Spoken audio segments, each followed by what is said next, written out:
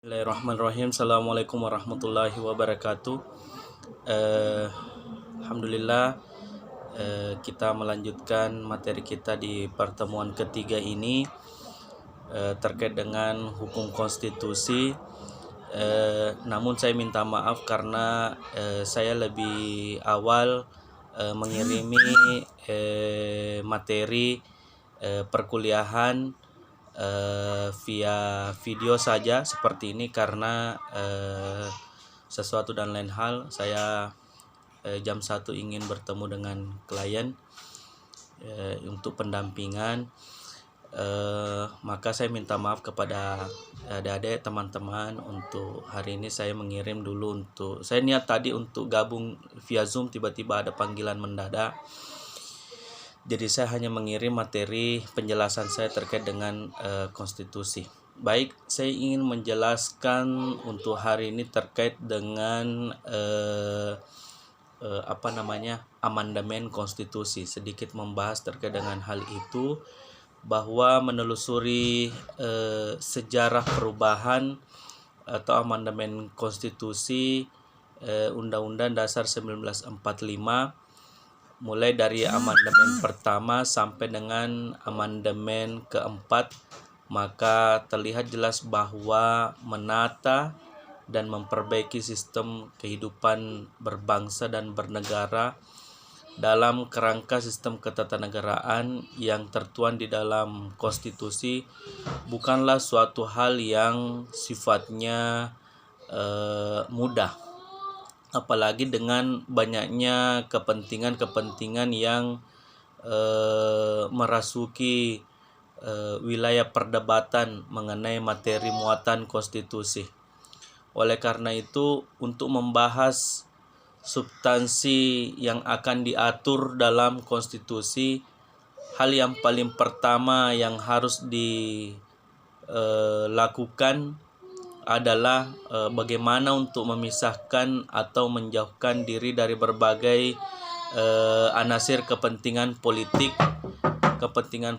jangka pendek yang berimbas kepada ketidaksempurnaan hasil dari perubahan tersebut. Namun Undang-Undang Dasar Negara Republik Indonesia tahun 45 itu kita ketahui bersama bahwa sudah 4 kali diamandemen oleh Majelis Permusyawaratan Rakyat atau MPR. Itu biasa ada di dalam soal-soal CPNS ya. Nanti teman-teman atau adik-adik akan berhadapan, mungkin ada salah satu soal ya, ketika misalnya adik-adik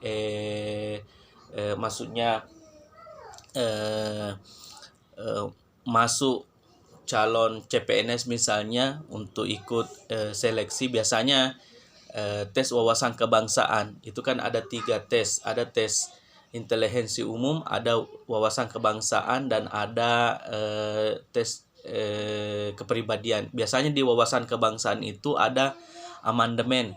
Saya sudah beberapa kali mengikuti tes CPNS itu, beberapa kali muncul. Saya kira adik-adik lebih memahami hal ini, bahwa berapa kali amandemen konstitusi, 4 kali amandemen oleh Majelis Permusyawaratan Rakyat.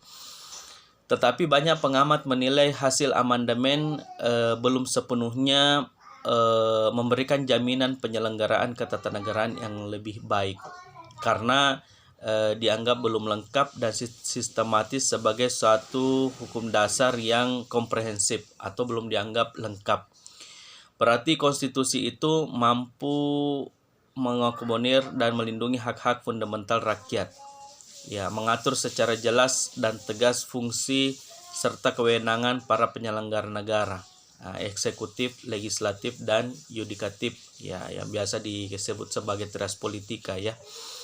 Serta tidak mengandung kepentingan kelompok tertentu, ya. Sedangkan makna sistematis mengandung arti bahwa konstitusi harus memiliki paradigma yang sifatnya jelas, serta rumusan pasal-pasalnya disusun secara runtut yang tidak saling bertentangan satu dengan yang lainnya.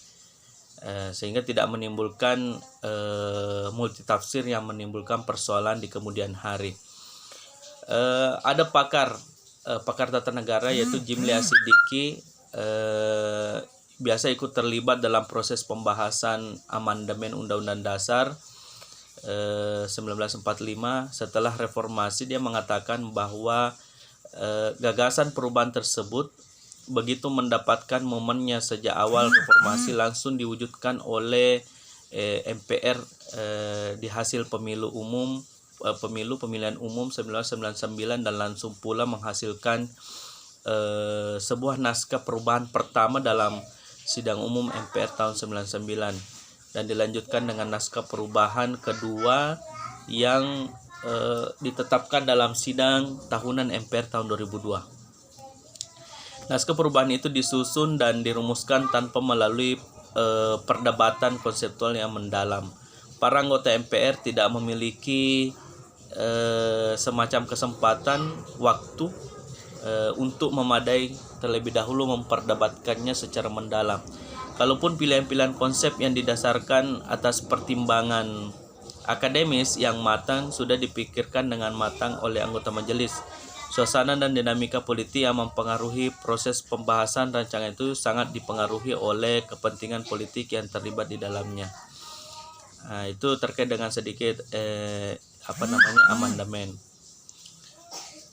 Baik buruknya hasil perubahan Undang-Undang Dasar Konstitusi ditentukan oleh nuansa pada saat perdebatan mengenai materi muatan yang akan dituangkan di dalam Undang-Undang Dasar Negara Republik Indonesia. Jika perdebatannya yang dijadikan fokus adalah mengenai kepentingan rakyat, ya maka dapat dipastikan hasil perubahan Undang-Undang Dasar tahun 45 adalah perubahan yang sifatnya konstitusionalisme. Ya, sebab terhindari dari berbagai intrik politik praktis ya yang sifatnya jangka pendek. Maka dengan demikian, maka peluang untuk menciptakan konstitusi yang merakyat ya sesuai dengan apa yang menjadi harapan dalam menghadapi tantangan perubahan yang sifatnya multidimensi dapat diantisipasi ya.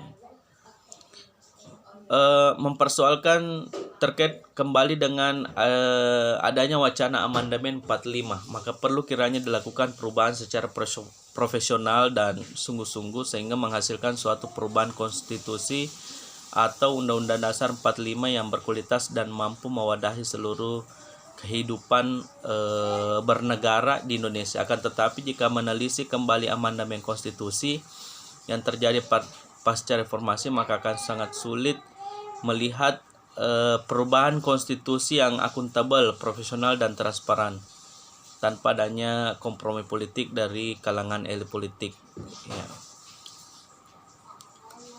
Oleh karena itu perlu adanya instrumen baru yang dapat menjadi penyeimbang dalam melakukan perubahan konstitusi, sehingga perubahan konstitusi tidak hanya menjadi monopoli lembaga politik yang hal ini adalah MPR RI.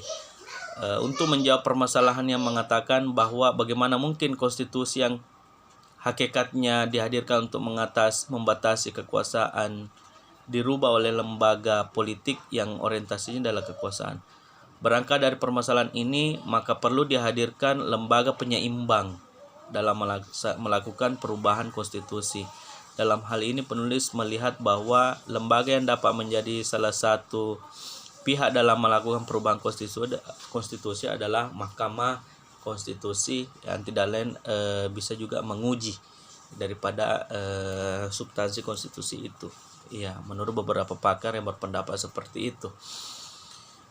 Terkait dengan beberapa kali perubahan amandemen, ada pakar yang mengatakan bahwa ya perlu memang selalu ada perubahan amandemen karena dalam teori hukum yang baik itu adalah hukum yang mampu mengikuti perkembangan zaman. Ya, jadi perubahan amandemen konstitusi sebagian pakar mengatakan bahwa diperlukan. Ya, karena melihat perkembangan situasi zaman maka perlu ya hukum yang baik adalah hukum yang mampu mengikuti. Nah, ketika hukum yang sifatnya statis tentu tidak mampu mengikuti perkembangan zaman, tentu tidak dianggap sebagai hukum yang baik. Maka hukum yang baik adalah hukum yang mampu mengikuti perkembangan zaman. Maka wajar ketika pakar hukum mengatakan bahwa hukum yang baik itu selalu diamandemen untuk mengikuti bagaimana perkembangan zaman. Ya, sama hanya dengan perbandingan dengan hukum yang lain, misalnya hukum pidana. Ya, tentu saat ini banyak perkembangan kejahatan sehingga perlu dibenahi terus hukumnya, diperbaiki karena saat ini banyak pelanggaran baru atau kriminal baru yang dilakukan. Iya, itu pentingnya namanya amandemen atau pembaruan undang-undang. Adik-adik, teman-teman yang saya hormati, mungkin ini dulu yang bisa saya sampaikan untuk hari ini. Saya mohon maaf sekali untuk hari ini. Insya Allah nanti minggu depan kita lanjut lagi dengan pembahasan yang berbeda. Terima kasih atas perhatiannya. Kita simak saja. Sekian, assalamualaikum warahmatullahi wabarakatuh.